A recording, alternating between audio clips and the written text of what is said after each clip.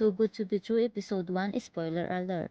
Sa isang hotel mag-uumpisa ang kakaibang pagtatagpo ni Ali at Eloy.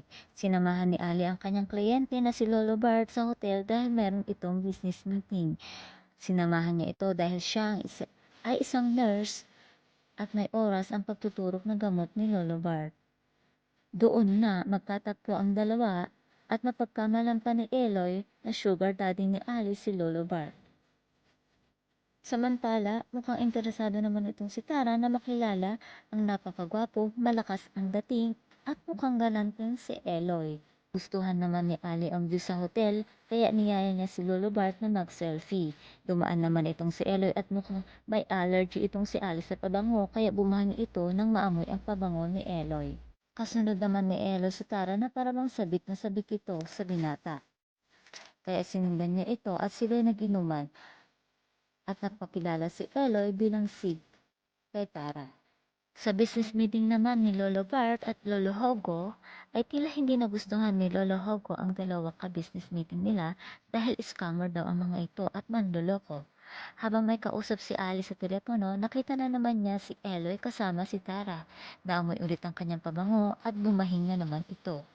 At nang matapos ang kanilang meeting, nagpaalam na si Lolo Hogo kina Ali at Lolo Bart. Niyaya naman ni Tara si Eloy sa penthouse. Lasing na lasing ito at mukhang inaakit si Eloy. Ngunit bigla na lamang itong bumagsak at nakatulog agad dahil sa kalasingan. Sinadya naman pala ni Eloy na makatulog itong si Tara dahil nilagyan pala niya ng gamot ng pampatulog para maisatpawa ang kanyang pinaplano. At habang tulog na tulog si Tara, kinuha ni Eloy ang pera ni Tara sa bag. Ngunit hindi naman lahat, nagtira naman ito kahit papaano. Na makuha ang pera, nag-text na siya sa kanyang mga kasama para ipaalam na tapos na ang kanyang misyon. Samantala, oras na din ang pagtuturok ni Lolo Bart ng gamot at naghanap sila ng lugar kung saan siya tuturukan. Nagising naman si Tara at hinanap si Sek o si Eloy. Ngunit wala si Eloy kaya tinignan niya ang kanyang bag.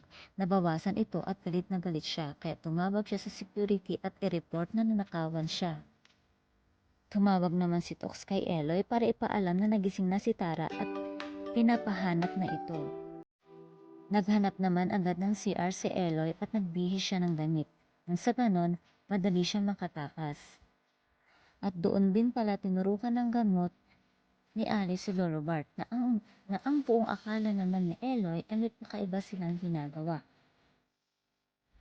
Kaya nang lumabas sina Ali at Lolo, ay gabayan niyo po ang babaeng ito pabulong na sabi ni Eloy sa kanyang sarili. At sa ikatlong pagkakataon na naman, bumahing na naman si Ali dahil naamoy niya uli ang pabango ni Eloy.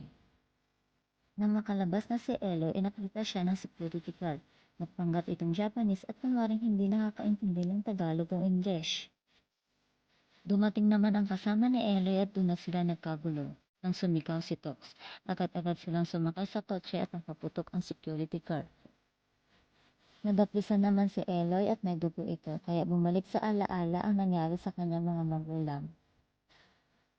Naaksidente kasi ang mga ito. Dinala pa sa hospital ang kanyang ina at doon din ay hinuli ng mga pulis ang kanyang tatay dahil namatay ang kabanggaan nila. At dito din niya makilala ang Young Ali.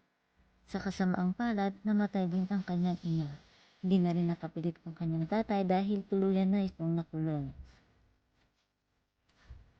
Nagtataka naman ang kanyang tatay dahil alaga nito ang kanilang sasakyan, ngunit bakit biglang nawalan ng preno. Kaya ito rin marahil ang dahilan kung bakit gumagawa ng ganoong bagay si Eloy sa kanyang paglaki upang mailabas ang kanyang tatay sa kulungan para may sapat siyang ipon na pera. Samantala, nagpaalam na rin si Ali kay Lolo Bart dahil tapos na ang trabaho nito sa kanya. Nanood muna ito ng balita at sa kanyang napanood ay pinapahanap na ni Tara si Eloy dahil sa nangyari na kawan sa hotel.